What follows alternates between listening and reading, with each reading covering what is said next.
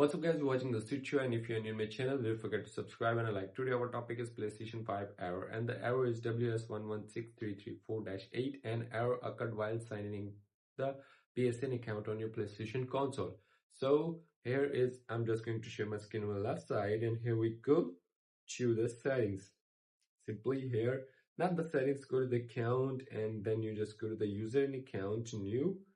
And here is a switch the user, not the user again, switch the user, add a new user. Here you just simply sign in, not the quick play or not the guest.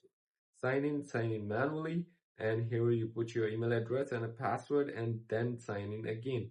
And if it's not working, then you put back here user and accounts, check here your PSN account is logged in or not. Here is a sign in, you must check it. And other option is the network. Check the view PlayStation network services. Sometimes the server is down, that's why your PSN account is signed out or not going to sign in. That's the problem. If the server is not working, you just wait, Sony will fix this up automatically. If the server is working up and good, you must check your own internet connection. Maybe your own internet connection is not working, and if it is not working, then you must contact the internet provider. You fix your own. So simply that's how you can fix this kind of error. And if you want to ask me a question, then leave a comment in the comment box.